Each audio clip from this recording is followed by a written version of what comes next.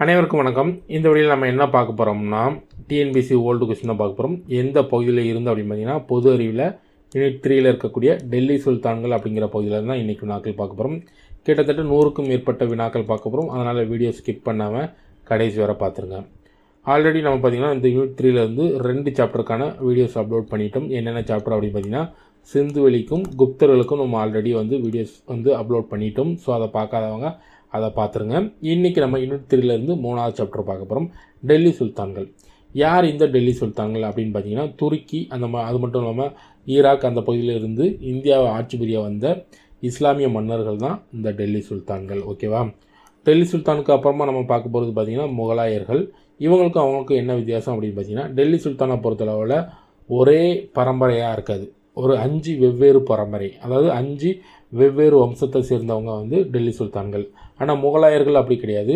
பாபர் வந்திருப்பார், பாபருக்கு அப்புறமா அவருடைய பையன், அவருடைய பேரன், அவருடைய பூட்டன், இந்த மாதிரி ஒரே பரம்பரையை சேர்ந்தவர்கள் ஆட்சி பண்ணியிருப்பாங்க முகலாயர்களில். டெல்லி சுல்தான் அப்படி கிடையாது. டெல்லி சுல்தானை பொறுத்தவரை 5 வெவ்வேறு பரம்பரை.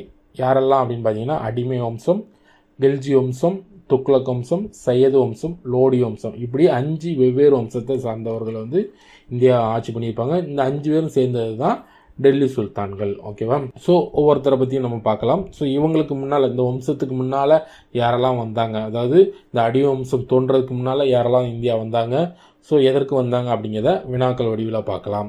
இங்கே கொடுத்துருக்கக்கூடிய இந்த 100க்கும் மேற்பட்ட வினாக்கள் பார்த்தீங்கன்னா ஓரளவு ஆர்டர் படி தான் கொடுத்துருப்போம். ஃபஸ்ட்டு யார் வந்தால், அதற்கப்புறம் யார் அப்படிங்கிற மாதிரி ஆர்டர் படி தான் கொடுத்துருப்போம். அதனால் நீங்கள் என்ன பண்ணுறீங்கன்னா, 7th இல்லைனா 11th இருக்கக்கூடிய டெல்லி சுல்தான் பற்றி படிச்சுட்டு அதற்கப்புறமா இந்த வீடியோ பாருங்கள். கண்டிப்பாக உங்களுக்கு இந்த வீடியோ ரொம்ப ஹெல்ப்ஃபுல்லாக இருக்கும். ஓகேவா? நீங்கள் படிக்காமல் இந்த வீடியோ பார்த்தீங்கன்னா உங்களுக்கு அந்தளவுக்கு சாட்டிஸ்ஃபைடாக இருக்காது. நீங்கள் படிச்சுட்டு அதற்கப்புறமா இந்த வீடியோ பாருங்கள். கண்டிப்பாக இந்த வீடியோ உங்களுக்கு ஃபுல் சாட்டிஸ்ஃபைடாக இருக்கும். ஓகேவா? ஓகே, வாங்க வினாக்கள் பார்க்கலாம். முதல் வினா, இந்தியாவின் மீது படையெடுத்த முதல் இஸ்லாமியர் யார்? இதற்கான ஆன்சர் பார்த்தீங்கன்னா ஆப்ஷன் பி, முகமது பின் காசிம். இந்த அடிமை வம்சம் நம்ம ஆல்ரெடி சொன்ன மாதிரி 5 வம்சம் சொல்லியாச்சு. இந்த அடிமை வம்சத்தை தோற்றுவித்தவர் யார் அப்படின்னு பார்த்தீங்கன்னா குத்புதீன் ஐபக். ஓகேவா? குத்புதீன் ஐபக் தான் தோற்றுவித்திருப்பார். ஸோ இவங்களுக்கு முன்னால் வந்தது தான் யார் அப்படின்னு பார்த்தீங்கன்னா முகமது பின் காசிம். இவருக்கு அப்புறமா கஜினிக்கு அப்புறமா வந்தது யார் அப்படின்னு பார்த்தீங்கன்னா முகமது கோரி. ஓகேவா? முகமது கோரியோட அடிமை தான் இந்த குத்புதீன் ஐபக். ஓகேவா? முகமது கோரினா யார் அப்படின்னு பார்த்தீங்கன்னா, கோரி அப்படிங்கக்கூடிய பகுதியை ஆண்ட ஒரு மன்னர் தான் முகமது கோரி. அவருடைய அடிமை தான் குத்புதீன் ஐபக். இவர் தான் இந்த டெல்லி சுல்தானோட முதல் வம்சம் சொல்லக்கூடிய அடிமை வம்சத்தை தோற்றுவித்திருப்பார். ஓகேவா? முகமது பின் காசிம்க்கு அப்புறமா கஜினி வந்தான்னு சொல்லியிருந்தேன். கஜினினா யார் அப்படின்னு பார்த்தீங்கன்னா, நிறையா கேள்விப்பட்டிருப்பீங்க. கஜினி 17 முறை தோத்தார், 18வது முறை தான் வின் பண்ணார் அப்படிங்கிற மாதிரி நிறைய கதைகள் கேட்டிருப்போம். அதெல்லாம் உண்மை கிடையாது. 17 முறையும் கொல்ல தான் அடிச்சிருப்பார், 18வது முறையும் அவர் கொல்ல தான் அடிச்சிருப்பார். அவரை பொறுத்தளவில் 18மே சக்ஸஸ் தான். நாம் கதையாக கேட்டது என்ன அப்படின்னு பார்த்தீங்கன்னா, 17 முறை தோத்தாருப்பா, 18வது தான் வின் பண்ணார் அப்படிங்கிற மாதிரி கதையாக கேட்டிருப்போம். அது உண்மை கிடையாது. ஓகேவா? முகமது பின் காசிமுக்கு அப்புறமா முகமது கஜினி, அதுக்கப்புறமா முகமது கோரி, அதற்கப்புறமா வந்தவர் குத்புதீன் ஐபக். 2வது வினா, கிபி 712ஆம் ஆண்டு முகமது பின் காசிம் எந்த இந்து அரசரை தோற்கடித்தார்? நம்ம ஆல்ரெடி பார்த்தாச்சு. முதல்ல வந்தது யார்? முகமது பின் காசிம். முதல்ல எந்த இந்து அரசரை தோற்கடித்தார் அப்படின்னு பார்த்தீங்கன்னா அரசர் தாஹிர். இவர் யார் அப்படின்னு பார்த்தீங்கன்னா சிந்து பகுதியை ஆண்டுகிட்டு இருந்த ஒரு இந்து அரசர். ஓகேவா? ஸோ இவரை தான் ஃபஸ்ட் தோற்கடிச்சிருப்பார் இந்த போருக்கு. ஓகே, இவர் தோற்கடிச்சார் பார்த்தீங்கன்னா. இந்த போருக்கு ஒரு பேர் உண்டு. என்ன அப்படின்னு பார்த்தீங்கன்னா ரேவார் படையெடுப்பு. எக்ஸாம்பிள் கேட்கலாம். ரேவார் படையெடுப்பு யாருக்கு நடந்தது அப்படிங்கிற மாதிரி கேட்கலாம். ரேவார் படையெடுப்பு அப்படிங்கிறது பார்த்தீங்கன்னா முகமது பின் காசிமுக்கும் அரசர் தாயிற்கும் இடையில் நடந்த இந்த சண்டையை தான் ரேவார் படையெடுப்புன்னு சொல்லுவாங்க. எந்த ஆண்டு அப்படின்னு பார்த்தீங்கன்னா கிபி 712ஆம் ஆண்டு. அடுத்த வினா, கீழ்கண்டவற்றில் எந்த கூற்றுகள் முகமது கோரி பற்றி உண்மையானவை அப்படின்னு கேட்டிருக்கிறாங்க. 4 கூற்றில் இதெல்லாம் உண்மைன்னு கேட்டிருக்கிறாங்க. ஒவ்வொரு கூற்றாக பார்க்கலாம். அவர் 1203ஆம் ஆண்டு சுல்தான் ஆனார். இது கரெக்டு தான். அவர் தமிழ்நாடு வரை ஆட்சி புரிந்தார். இது கரெக்டாக, இது தவறு. செல்வந்தர்கள் அவருக்கு பரிசுகள் கொண்டு வந்தார்கள். இது கரெக்டாக, இது தவறு. அவர் புதிய ஒரு சமூக குழுவை ஏற்படுத்தினார். இது தவறு. ஓகே, சரியானதுன்னு பார்த்தீங்கன்னா 1 மட்டும் தான். ஆப்ஷன் ஏ மட்டும் தான் சரியானது. ஓகேவா? முகமது கோரியை பொறுத்தளவில் ஒரு 3 முக்கியமான போர்கள். ஓகேவா? ஃபஸ்ட்டு அவர் யாரை போர் தொடுத்து வந்தார்? அதாவது இந்தியாவை பொறுத்தளவில், அதாவது நம்ம பார்த்துருப்போம் 712 பார்த்துருப்போம். 712க்கும் இது பார்த்திங்கன்னா இது எப்போ நடக்கும்னா 1191. ஓகேவா? எவ்வளோ வருஷம் பாருங்கள். 712 நம்ம ஆல்ரெடி பார்த்த மாதிரி முகமது பின் காசிம் தாயிர் அரசரோட சண்டை போடுவார். ஓகே, தாகிர் அரசரோட சண்டை போட்டு வின் பண்ணியிருப்பார். வின் பண்ணதுக்கப்புறம் அந்த பகுதி பார்த்திங்கன்னா கிட்டத்தட்ட ஒரு 150 ஆண்டுகள் கலிஃபாவோட கண்ட்ரோலில் இருக்கும். அதுக்கப்புறமா கஜினி வந்திருப்பார் அப்படிங்கிற மாதிரிலாம் பார்த்தோம். ஓகேவா, அவங்க ஃபஸ்ட்டு வந்திருப்பாங்க, இருந்தாலும் முழுசாக இந்தியாவுக்குள்ளே வந்திருக்க மாட்டாங்க. ஓகேவா, இந்தியாவோட ஒரு ஓரமான சிந்து பகுதியோடு அவங்க வந்து போயிருப்பாங்க. அதற்கப்புறமா ஃபுல்லாக இந்தியாவுக்குள்ளே வர்றதுக்கு முக்கியமான காரணம் யாருன்னு பார்த்தீங்கன்னா முகமது கோரி. ஓகே, அவர் தான் ஃபஸ்ட்டு இந்தியாவுக்குள்ளே ஃபுல்லாக வர்றதுக்கு ட்ரை பண்ணுவார். ஓகேவா, அவர் வந்து 1891 முதலாம் தரையின் போர், அதாவது தரைன் அப்படிங்கக்கூடிய இடத்துல நடந்த முதல் போர் தான் முதலாம் தரையின் போர். அந்த போரில் வந்து பிருத்திவிராஜ் அப்படிங்கக்கூடிய ராஜபுத்திர மன்னரோட சண்டை போடுவார். சண்டை போட்டு தோற்றுருவார். ஓகேவா, யார் ஜெயிச்சிருப்பார் அப்படின்னு பார்த்தீங்கன்னா பிருத்திவிராஜ். ஓகேவா, என்ன போர்? முதலாம் தரையின் போர். அதற்கு அடுத்த ஆண்டு ஓகேவா 1192 இரண்டாம் தரையின் போரில் என்ன ஆகும் அப்படின்னு பார்த்தீங்கன்னா பிருத்திவிராஜுக்கும் முகமது கோரிக்கும் சண்டை நடக்கும். அதில் பார்த்தீங்கன்னா பிருத்திவிராஜ் வந்து தோற்றுருவார். ஏன் அப்படின்னு பார்த்தீங்கன்னா பிருத்திவிராஜோட மாமனாரே இவருக்கு வந்து துரோகம் பண்ணியிருப்பார். எதற்கு அப்படின்னு பார்த்தீங்கன்னா இவருடைய மாமனார் வந்து ஜெயச்சந்திரன், அவருடைய பொண்ணு தான் சம்யுக்தா. அவங்கள வந்து இவங்க லவ் பண்ணி கல்யாணம் முடிப்பாங்க. கல்யாணம் முடிக்கிறது மட்டும் இல்லாமல் அவங்கள வந்து தூக்கிட்டு வந்ததாக ஒரு கதைனா உண்டு. ஸோ இதனால் கோபம் கொண்ட ஜெயச்சந்திரன் என்ன பண்ணுவார் அப்படின்னு பார்த்தீங்கன்னா பிருத்திவிராஜுக்கு வந்து சப்போர்ட் பண்ண மாட்டார். அவர் மட்டும் இல்லாமல் அவரை சார்ந்த ராஜபுத்திர மன்னர்களையும் சப்போர்ட் பண்ண விட மாட்டார். ஸோ அதனால தான் இவர் வந்து இரண்டாம் தரையின் போரில் தோற்றதாக ஒரு வரலாறு இருக்குது. ஓகேவா, அப்போ இரண்டாவது தரையின் போரில் முகமது கோரி வின் பண்ணியிருப்பார். அதுக்கப்புறமா நடந்த முக்கியமான போர் அப்படின்னு பார்த்தீங்கன்னா 1194 சந்துவார் போர். ஓகேவா, சந்தவார் இல்லைனா சந்துவார் போர்னு சொல்லுவாங்க. சந்தவார் அப்படிங்கக்கூடிய இடத்துல நடந்த போர் தான் இந்த சந்தவார் போர். இதில் யாரெல்லாம் பங்கு பெற்றிருப்பாங்க அப்படின்னு பார்த்தீங்கன்னா முகமது கோரியும் பிருத்திவிராஜருடைய மாமா ஜெயச்சந்திரனுக்கு இடையில் நடந்திருக்கும். இதுலையுமே பார்த்தீங்கன்னா முகமது கோரி தான் வின் பண்ணியிருப்பார். ஸோ இப்படி வின் பண்ணி தான் அவங்க வந்து இந்தியாவுக்குள்ளே வருவாங்க. அடுத்த வினா, மற்ற அரசர்களுக்கு ஒரு பிள்ளை அல்லது 2 பிள்ளைகள் இருக்கலாம், எனக்கோ பல்லாயிரக்கணக்கான பிள்ளைகள் இருக்கின்றனர். அதாவது அவர்கள்தான் என்னுடைய துருக்கிய அடிமைகள், அவர்கள்தான் என்னுடைய ஆட்சி பகுதிகளுக்கு வாரிசுகள்.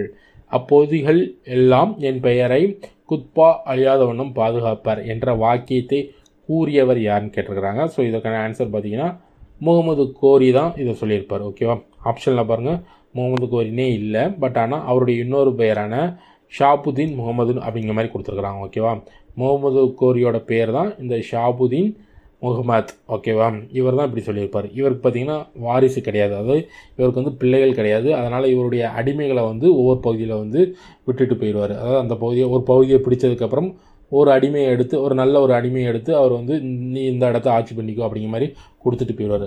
அப்படி தான் குத்புதீன் ஐபக்கையும் டெல்லியில் வந்து வச்சுட்டு போயிருப்பார். ஓகேவா, இவர் இறந்ததுக்கப்புறமா குத்புதீன் ஐபக் வந்து தன்னை ஒரு சுதந்திர அரசராக வந்து அறிவிச்சுக்கிட்டு அவருடைய வம்சத்தை தொடங்கி வச்சுருப்பார். அடுத்த வினா, கீழ் காண்பவர்களுள் துருக்கிய ஆதிக்கத்தை இந்தியாவில் தோற்றுவித்தவர் யாருன்னு கேட்டிருக்கிறாங்க. ஸோ இதற்கான ஆன்சர் பார்த்திங்கன்னா குத்புதீன் ஐபக். ஓகேவா, முதல்ல வந்து இஸ்லாமியர் யார்? முகமது பின் காசிம். அதுக்கப்புறமா வந்து முகமது கோரியும் வந்திருப்பார். முகமது கோரி தான் இந்தியாவுக்குள்ளே நுழையதுக்கு முக்கியமான காரணம். ஓகேவா, அதாவது அந்த சிந்து பகுதியை தாண்டி இந்தியாவுக்குள்ளே நுழைய முக்கியமான காரணம் பார்த்திங்கன்னா முகமது கோரி. அவரும் பார்த்திங்கன்னா பாகிஸ்தானில் லாகூர் பகுதியோடு நின்றுவார். டெல்லி பக்கம்னா போக மாட்டார். ஆனால் டெல்லியில் போய் இந்தியா ஃபுல்லாக ஆட்சி பண்ணணும் அப்படிங்கிற மாதிரி ஒரு இதை தொடங்கினது யார் அப்படின்னு பார்த்தீங்கன்னா குத்புதீன் ஐபக். அதான் இங்கே கேட்டிருக்கிறாங்க. கீழ் காண்பவர்கள் துருக்கிய ஆதிக்கத்தை இந்தியாவில் தோற்றுவித்தவர் யாருன்னு கேட்டாங்கன்னா குத்புதீன் ஐபக். அடுத்த வினா, கூற்று காரணம் கொடுத்துட்டு சரியா தவறா அப்படிங்கிற மாதிரி கேட்டிருக்கிறாங்க. கூற்று, துருக்கிய ஆதிக்கத்தை இந்தியாவில் உண்மையாக நிறுவியவர் குத்புதீன் ஐபக். கரெக்டாக அப்படின்னு கேட்டிங்கன்னா கரெக்டு தான். முகமது கோரியால் ஐபக் விலக்கி வாங்கப்பட்டார், இது கரெக்டாக அப்படின்னு கேட்டிங்கன்னா கரெக்டு தான். ஓகேவா, முகமது கோரியோட அடிமை தான் இந்த குத்புதீன் ஐபக் அப்படின்னு பார்த்தீங்கன்னா ரெண்டுமே சரி. ஏ மற்றும் ஆர் இரண்டுமே சரி. அடுத்த வினா, குதுப்மினார் என்னும் கோபுர கட்டுமான பணிகளை தொடங்கி வைத்தவர் யாருன்னு கேட்டிருக்கிறாங்க. இல்லைனா அடிக்கல் நாட்டியவர் யாருன்னு கேட்கலாம். ஸோ இதற்கான ஆன்சர் பார்த்தீங்கன்னா குத்புதீன் ஐபக். இவர் தான் தொடங்கி வச்சிருப்பார். இந்த கட்டுமான பணியை முடித்தவர் யார் அப்படின்னு பார்த்தீங்கன்னா இல்துமிஷ். இல்துமிஷ் யாருன்னு பார்த்தீங்கன்னா குத்புதீன் ஐபக்கோட மருமகன். அது மட்டும் இல்லாமல் குத்புதீன் ஐபக்கோட அடிமை. ஸோ இவர் தான் இந்த கட்டுமான பணியை முடித்தவர். ஓகேவா, அதே மாதிரி குதுப்மினாரில் ஏற்பட்ட பழுதை நீக்கியவர் யாருன்னு கேட்கலாம். ஸோ இதற்கு ஆன்சர் பார்த்தீங்கன்னா ஃபிரோஷா துக்ளக். ஓகேவா, இவர் தான் அதில் ஏற்பட்ட பழுதை நீக்கியிருப்பார். ஓகேவா, உங்களுக்கான வினா, இந்த குதுப்மினாரோட உயரம் என்ன? ஓகே, உயரம் என்ன அப்படிங்கிறத மறக்காமல் கமெண்ட் பண்ணிடுங்க. இந்த குதுப்மினார் அப்படிங்கிறது எங்கே இருக்குது அப்படின்னு பார்த்தீங்கன்னா டெல்லியில் இருக்குது.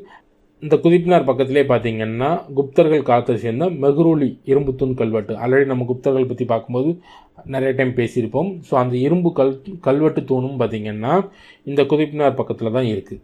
அடுத்த வினா, இந்தியாவில் முதலில் இஸ்லாமியர் அல்லாதவர் மீது ஜிஸ்யா வரியை விதித்தவர் யாருன்னு கேட்டிருக்கிறாங்க. ஸோ இதற்கான ஆன்சர் பார்த்தீங்கன்னா குத்புதீன் ஐபக். அடுத்த வினா, குத்புதீன் ஐபக்கால் முதலில் உருவாக்கப்பட்ட கட்டிடமானது டேஸ் ஆகும் அப்படின்னு கேட்டிருக்கிறாங்க. எந்த கட்டடத்தை அவர் முதல்ல கட்டினார் அப்படின்னு பார்த்தீங்கன்னா குவாத் உல் இஸ்லாம் அப்படிங்கக்கூடிய ஒரு மசூதியை தான் ஃபஸ்ட் கட்டியிருப்பார்.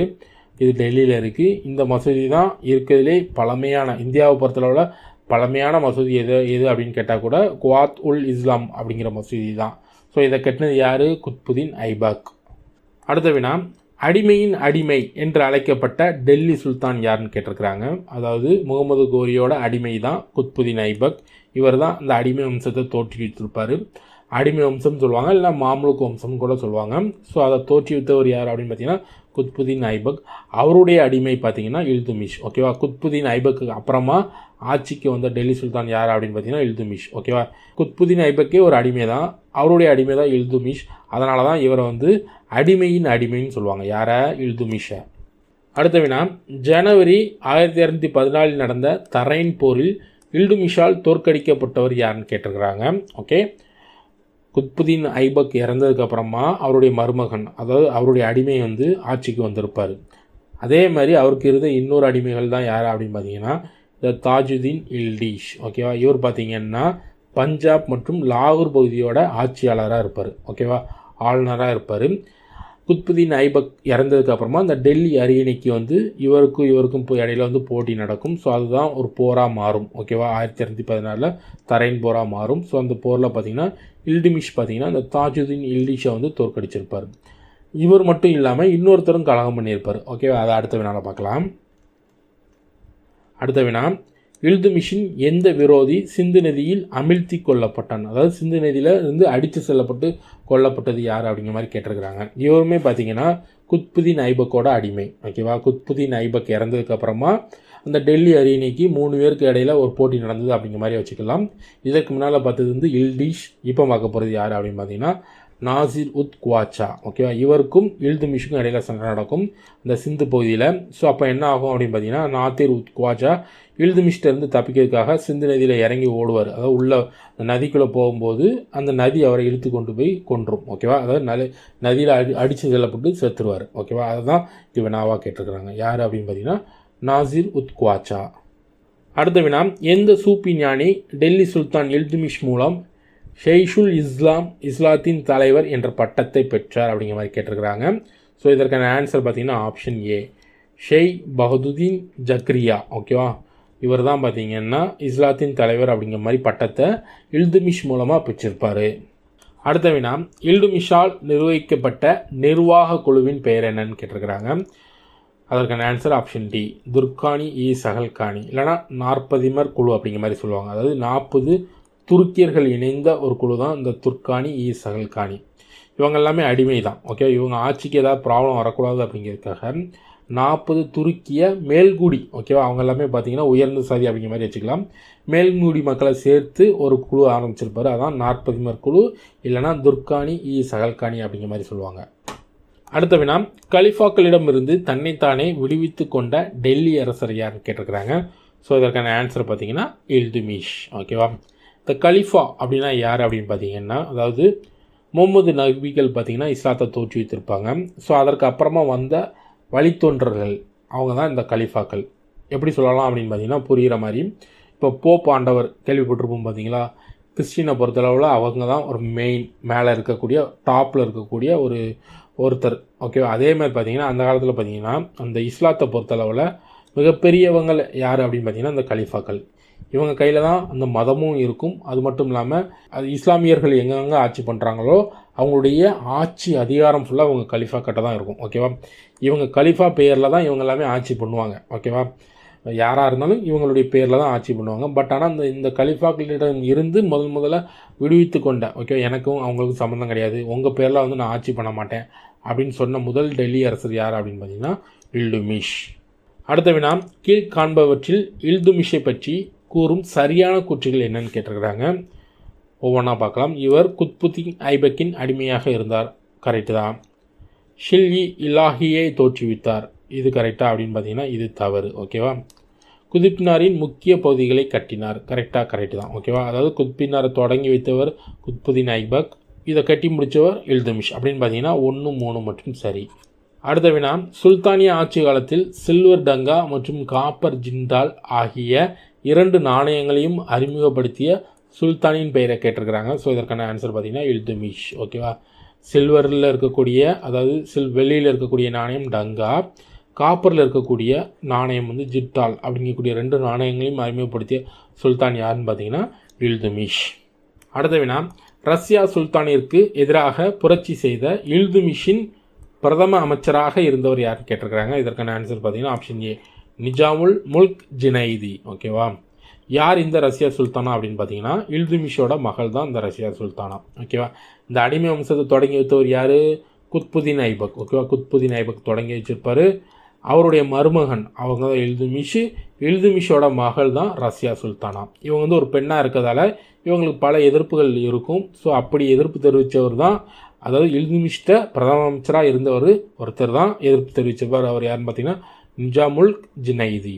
அடுத்த வினா, பால்பன் சிறுவனாக இருந்தபோது அவரை கவர்ந்து சென்றவர்கள் யார் அப்படின்னு கேட்டிருக்கிறாங்க. இதுக்கான ஆன்சர் பார்த்தீங்கன்னா மங்கோலியர். யார் இந்த பால்பன் அப்படின்னு பார்த்தீங்கன்னா நம்ம ஆல்ரெடி பார்த்தோம். இல்துமிஷ் என்ன பண்ணியிருப்பார், ஒரு 40 துருக்கிய மேல்குடி மக்கள் சேர்ந்து நாற்பதிமர் அப்படிங்கக்கூடிய ஒரு குழுவை உருவாக்கியிருப்பார். அந்த குழுவில் இருந்த ஒரு ஆள் தான் பால்பன், ஓகேவா. இந்த 40 பேர் சேர்ந்த குழுவும் என்ன பண்ணுவாங்க அப்படின்னு பார்த்தீங்கன்னா ரஷ்யா சுல்தானாவுக்கு எதிராக பார்த்தீங்கன்னா புரட்சி செய்து வஞ்சகம் பண்ணி இவங்களை தோற்கடிச்சிருப்பாங்க. ஸோ அதற்கு அப்புறமா யார் வந்து டெல்லி சுல்தானாக இருக்கலாம் அப்படிங்கும்போது அந்த 40 குழுவில் இருந்த பால்பன் என்ன பண்ணியிருப்பார்னா நான் இருக்கேன் அப்படிங்கிற மாதிரி வந்து அவர் அடுத்த டெல்லி சுல்தானாக ஆயிருப்பார். யார்? பால்பன். அப்படின்னு பார்த்தீங்கன்னா குத்புதீன் ஐபக், அதுக்கப்புறமா இல்துமிஷ்க்கு அப்புறமா ரஷ்யா சுல்தானுக்கு அப்புறமா பார்த்தீங்கன்னா பால்பன், ஓகேவா. பால்பன் வந்து ஃபஸ்ட்டு என்னவா இருப்பார், அடிமையாக இருப்பார். அது மட்டும் இல்லாமல் போர் வீரராக இருப்பார். அது மட்டும் இல்லாமல் அமைச்சராக இருப்பார். அதற்கப்புறமா அந்த 40 குழுவாக இருப்பார். ஃபைனலாக அவர் என்ன இருப்பார் அப்படின்னு பார்த்தீங்கன்னா டெல்லி சுல்தானாக பதவி வந்திருப்பார். அடுத்த வினா, அமீர் குஸ்ரோவின், அதாவது இந்தியாவின் கீழ்னு சொல்லக்கூடிய அமீர் குஸ்ரோ, ஓகேவா, அவரின் சம காலத்தவரான சுல்தானின் பெயரை குறிப்பிடுங்கன்னு கேட்டிருக்கிறாங்க. ஸோ இதற்கான ஆன்சர் பார்த்தீங்கன்னா பால்பன். அடுத்த வினா, கீழ் வருபவற்றில் அரசரின் தெய்வீக உரிமை கோட்பாட்டை முன்வைத்த முதல் அரசர் யாருன்னு கேட்டிருக்கிறாங்க. ஸோ இதற்கான ஆன்சர் பார்த்தீங்கன்னா பால்பன், ஓகேவா. இது என்ன அரசரின் தெய்வீக உரிமை கோட்பாடு அப்படின்னு பார்த்தீங்கன்னா தான், ஓகேவா. தான் பெரிய கடவுள், ஓகே, எனக்கு கீழே தான் எல்லாரும் அப்படிங்கிற மாதிரி ஒரு கோட்பாடை கொண்டு வந்திருப்பார். அதாவது நம்ம ஆல்ரெடி பார்த்த மாதிரி பால்பன் பார்த்தீங்கன்னா இந்த 40 குழு, அதாவது 40 பேர் அடங்கி அந்த குழுவில் இருந்து தான் மன்னராக வந்திருப்பார், ஓகேவா. இந்த 40 பேர் அடங்கிய குழு பார்த்தீங்கன்னா இல்துமிஷோட மகள், அதாவது ரஷ்யா சுல்தானாவுக்கு என்ன பண்ணாங்க, ஓகேவா, என்ன அப்படிங்கிறது அவருக்கு தெரியும்.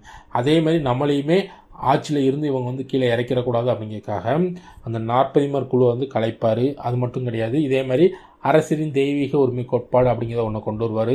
அது மட்டும் இல்லாமல் பைபோஸ் அப்படிங்கக்கூடிய ஒரு முறையை கொண்டு வருவார். இதெல்லாமே எதற்கு அப்படின்னு பார்த்தீங்கன்னா தான் பெரிய ஆள் அப்படிங்கிறத காட்டிக்கணும் அப்படிங்கிறதுக்காக தான் இதெல்லாமே கொண்டு வந்திருப்பார். அடுத்த வினா, நம்ம ஆல்ரெடி சொன்ன மாதிரி தான், இந்த பைபோஸ் என்று கூறப்படும் அரசரை வணங்கும் புதிய வணக்கமுறையை அறிமுகப்படுத்தியவர் யார் அப்படின்னு பார்த்தீங்கன்னா பால்பன், ஓகேவா.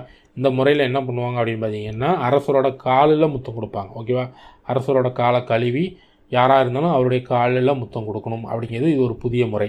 இதன் மூலம் என்ன சொல்ல வராரு அப்படின்னு பார்த்தீங்கன்னா தான் எல்லாத்துக்கும் மேலே அப்படிங்கிறத காட்டணும் அப்படிங்கிறதுக்காக தான் இந்த பைபோஸ் அப்படிங்கக்கூடிய முறையை கொண்டு வருவார் பால்பன். அடுத்த வினா, அலாவுதீன் கில்ஜியின் அசல் பெயர் என்னன்னு கேட்டிருக்கிறாங்க. ஸோ இதற்கான ஆன்சர் பார்த்தீங்கன்னா அலி குர்ஷப், ஓகே, அலி குர்ஷப். இது வர பார்த்தது, அதாவது பால்பன் வர பார்த்தது பார்த்தீங்கன்னா அடிமை வம்சம். ஸோ அதற்கப்புறமா வந்த வம்சம் பார்த்தீங்கன்னா கில்ஜி வம்சம். கில்ஜி வம்சத்தை தொடங்கி வச்சவர் யார் அப்படின்னு பார்த்தீங்கன்னா ஜலாலுதீன் கில்ஜி, ஓகே. அலாவுதீன் கில்ஜியோட மாமனார், ஓகேவா. மாமனார் தான் இது தொடங்கி வச்சிருப்பார். மாமனார் மட்டும் கிடையாது, மாமா, ஓகேவா. அவருடைய மாமா ஜலாலுதீன் கில்ஜி தான் இந்த கில்ஜி வம்சத்தை தொடங்கி வச்சிருப்பார். அவருக்கு அப்புறமா அவரை கொன்னுட்டு அலாவுதீன் கில்ஜி வந்து பார்த்திங்கன்னா டெல்லி சுல்தானா ஆவார். அவருக்கு அப்புறமா வந்தவர் தான் நம்மளுடைய அலாவுதீன் கில்ஜி. இவர் பார்த்திங்கன்னா நிறையா விஷயங்கள் பண்ணியிருப்பார், ஓகேவா. இந்த வரலாறை பொறுத்தளவில் முக்கியமான அரசர்களில் பார்த்திங்கன்னா இந்த அலாவுதீன் கில்ஜின்னு முக்கியமானவர். ஏன்னு பார்த்தீங்கன்னா அவர் வந்து சந்தை சீர்திருத்தம் பண்ணியிருப்பார். குதிரைக்கு வந்து அடையாளம் தாக்கு முறையை கொண்டு வந்திருப்பார். அது மட்டும் இல்லாமல் நிறையா விஷயம் கொண்டு வந்திருப்பார். யார்? அலாவுதீன் கில்ஜி. அடுத்த வினா பார்க்கலாம். பின் வருவனவற்றில் எது சரியாக பொருந்தியுள்ளதுன்னு கேட்டிருக்கிறாங்க. ஓகேவா, ஒரு சைடில் வந்து அரசர்கள் கொடுத்துருக்குறாங்க, இன்னொரு சைடு அவர்கள் ஆட்சி புரிந்த ஆண்டுகள் கொடுத்துருக்குறாங்க. எது சரியாக இருக்குது அப்படின்னு கேட்டிருக்கிறாங்க. ஃபஸ்ட்டு கொடுத்துருக்குறது யார் அப்படின்னு பார்த்தீங்கன்னா ஜலாலுதீன் ஃபிரோஸ் கில்ஜி, அதாவது கில்ஜி மரபை தொடங்கி வச்சவர், அதாவது அலாவுதீன் கில்ஜியோட மாமா. இவர் எத்தனை ஆண்டுகள் ஆட்சி புரிந்தார் அப்படின்னு பார்த்தீங்கன்னா 1290 96 வரை. ஓகேவா, 1290 96 வரை ஆட்சி பண்ணியிருப்பார். அதற்கப்புறமா அலாவுதீன் கில்ஜி பார்த்தீங்கன்னா 1296 1316 வரை ஆட்சி பண்ணியிருப்பார். குத்புதீன் முபாரக் ஷா பார்த்தீங்கன்னா 1316, அதாவது இவருக்கு அப்புறமா 1316 1320 வரை ஆட்சி பண்ணியிருப்பார். ஓகேவா. நசருதீன் குஷ்ரு ஷா பார்த்தீங்கன்னா 1320, ஓகேவா, 1320 கொஞ்ச காலங்கள், அதாவது சில மாதம் மட்டும் ஆட்சி பண்ணியிருப்பாங்க. அடுத்த வினா, எந்த டெல்லி சுல்தான் இந்தியாவில் அங்காடி சீர்திருத்தத்தை ஏற்படுத்தினான்னு கேட்டிருக்கிறாங்க. ஆல்ரெடி நம்ம சொன்ன மாதிரி தான் அலாவுதீன் கில்ஜி. அடுத்த வினா, 1303 ஆண்டில் வங்காளத்தின் வழியாக வாரங்களுக்கு எதிராக அலாவுதீன் கில்ஜியின் தெற்கு படையெடுப்பை வழி நடத்தியவர் யாருன்னு கேட்டிருக்கிறாங்க. ஸோ இதற்கான ஆன்சர் பார்த்தீங்கன்னா மாலிக் கபூர். மாலிக் கபூர் யார் அப்படின்னு பார்த்தீங்கன்னா அலாவுதீன் கில்ஜினோட அடிமை தான் மாலிக் கபூர். ஓகேவா, இவங்க வந்து ஒரு திருநங்கை. ஓகே, இவங்க தான் தெற்கு படையெடுப்பு. அது மட்டும் இல்லாமல் ராமேஸ்வரம் வந்திருப்பாங்க. இவங்க மாலிக் கபூர் தான் ராமேஸ்வரம் வந்திருப்பாங்க. அடுத்த வினா, கூற்று காரணம் அப்படிங்கிற மாதிரி கொடுத்துருக்குறாங்க.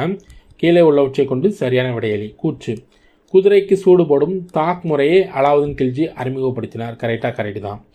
காரணம், போர் பயிற்சி அளிக்கப்பட்ட குதிரைகளை மாற்றாமல் இருக்க இதை வந்து அறிமுகப்படுத்தினார். இது கரெக்டு தான். அப்படின்னு பார்த்தீங்கன்னா கூற்றும் சரி, காரணமும் சரி. ஓகேவா, அதாவது ஒரு பகுதியில் இருக்கக்கூடிய குதிரையை வந்து இன்னொரு பகுதியில், அதாவது குதிரையை பார்த்தோன்னே தெரிஞ்சுக்கலாம் இது வந்து யாருடைய குதிரை, எந்த பகுதியை சேர்ந்த குதிரை அப்படிங்கிறத கண்டுபிடிக்கணும். அப்படிங்கிறதுக்காக இவர் வந்து இந்த முறையை கொண்டு வந்திருப்பார். அடுத்த வினா, அலாவுதீன் கில்ஜியின் பின்வரும் பிராந்திய வெற்றிகளை முறையான காலவரிசைப்படி எழுதுக அப்படிங்கிற மாதிரி கேட்டிருக்கிறாங்க.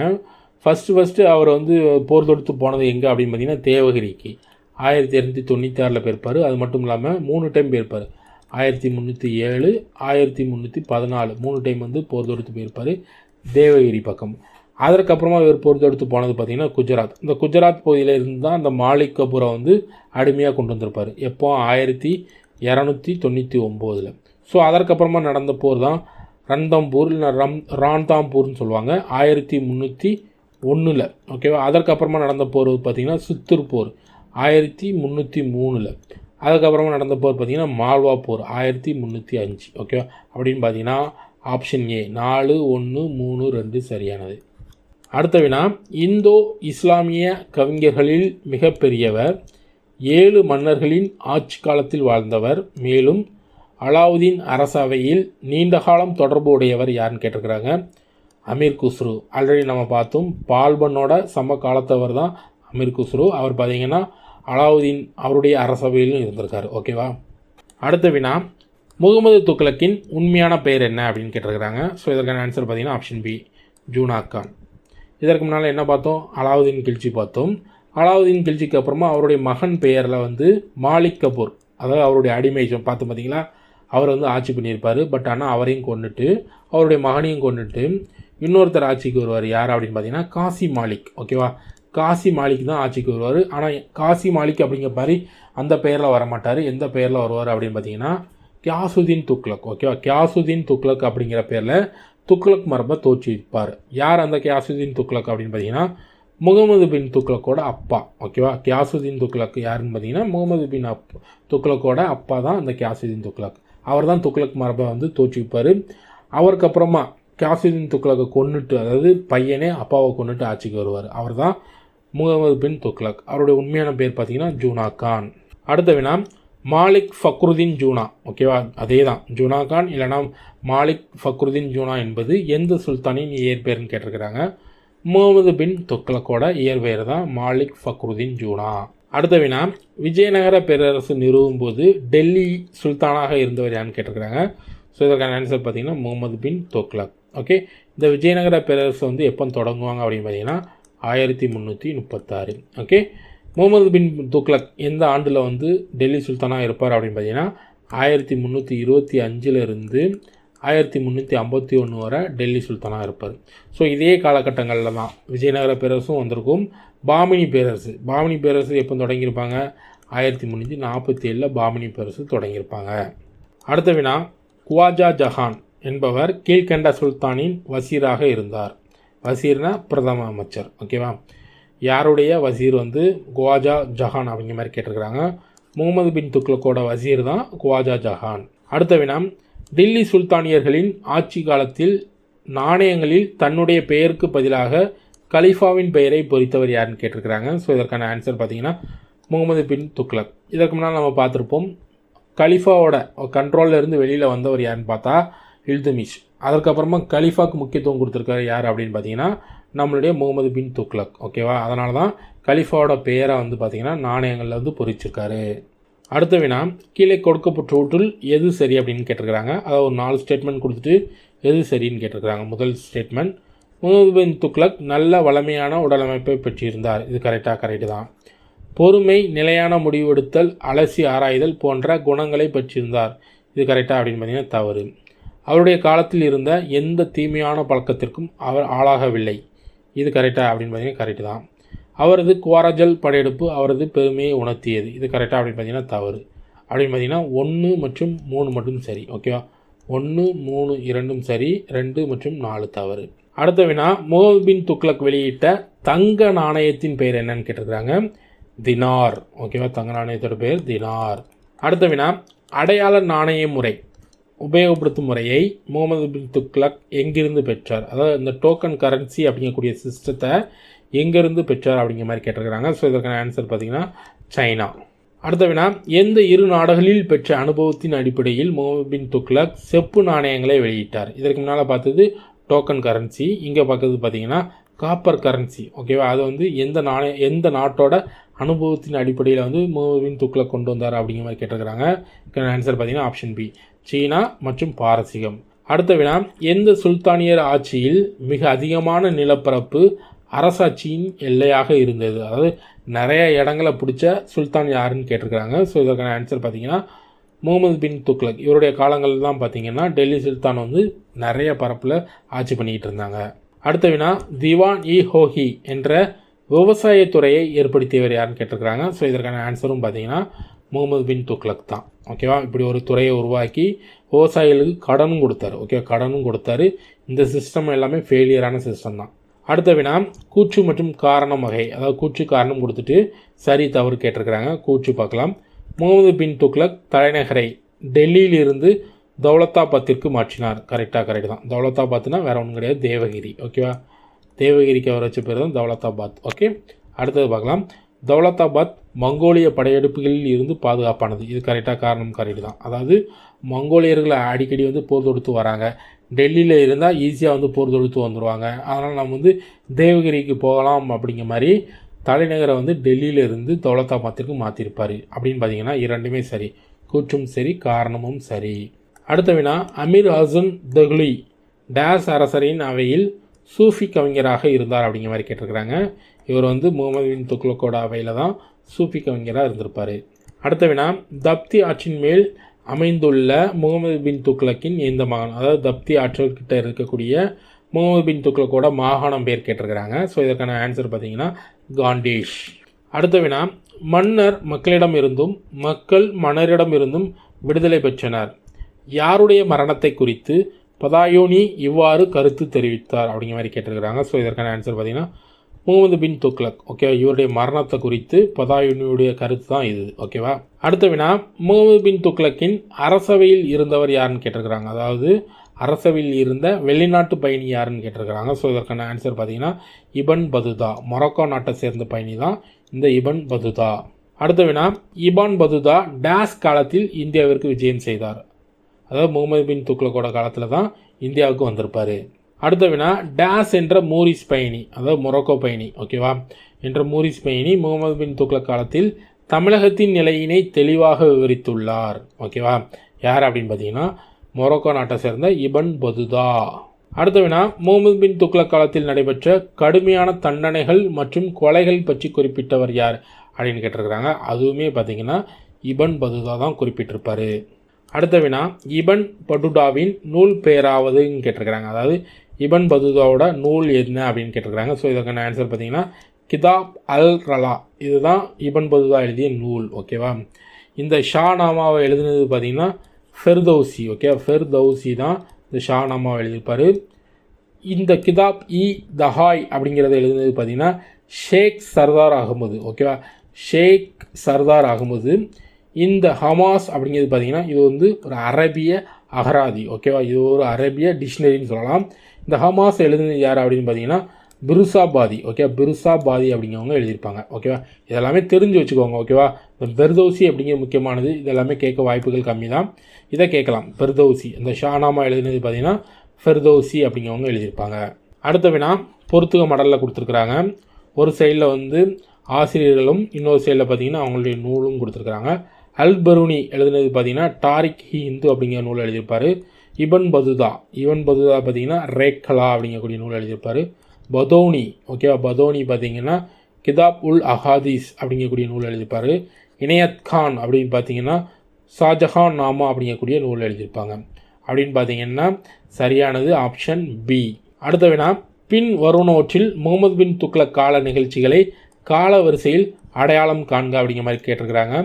ஸோ அவருடைய காலங்களில் நடந்த விஷயங்கள் என்னென்ன பார்க்கலாம். ஃபஸ்ட்டு பார்த்தீங்கன்னா தோவா பகுதி மீது வரி வச்சிருப்பார். ஓகேவா. அடுத்தது பார்த்திங்கன்னா தலைநகரை வந்து டெல்லியிலேருந்து தௌலதாபாத்துக்கு மாற்றிருப்பார். அதற்கப்புறமா அடையாள நாணய சீர்திருத்தம், அதாவது டோக்கன் கரன்சியை கொண்டு வந்திருப்பார். அதுக்கப்புறமா பார்த்திங்கன்னா நாகர்கோட் படையெடுப்பு அப்படின்னு பார்த்தீங்கன்னா ஆப்ஷன் சி சரியானது. அடுத்த வினா இதுவுமே காலவரிசைப்படி தான் கேட்டிருக்கிறாங்க. முகமது பின் துக்ளக் ஆட்சியின் காலவரிசைப்படுத்த சொல்லியிருக்காங்க. ஓகேவா. தலைநகர் மாற்றம், ஓகேவா, டெல்லியிலேருந்து தௌலதாபாத்துக்கு இப்போ மாற்றிருப்பார் அப்படின்னு பார்த்தீங்கன்னா 1327. டோக்கன் நாணயம், அதாவது டோக்கன் கரன்சி எந்த காலங்களில் கொண்டு வந்திருப்பார் அப்படின்னு பார்த்தீங்கன்னா 1329-30 காலகட்டங்களில் கொண்டு வந்திருப்பார். அடுத்தது சவந்தர்கால் வாரியில் முகாமிட்டார். ஓகே, இது இப்போ அப்படின்னு பார்த்தீங்கன்னா 34, அதாவது 1334 காலகட்டங்களில். குருசன் தாக்குதல் திட்டம் பார்த்தீங்கன்னா 1332-33 காலகட்டங்கள். இப்போ ஈஸியாக மேட்ச் பண்ணிடலாம். 1, 2, 4, 3. ஓகே, ஆப்ஷன் சி சரியானது. ஓகே, அவ்வளோதாங்க. இந்த வீடியோவில் இதோட முடிச்சுக்கலாம். கிட்டத்தட்ட ஒரு 53 வினாக்கள் பார்த்துருக்கோம். அதாவது முகமது பின் துக்ளக் வர பார்த்துருக்குறோம். இதற்கு அப்புறமா இருக்கிறவங்கள பற்றி அடுத்த வீடியோவில் நம்ம பார்க்கலாம். அதில் கிட்டத்தட்ட ஒரு 50க்கும் மேற்பட்ட வினாக்கள் இருக்கும்.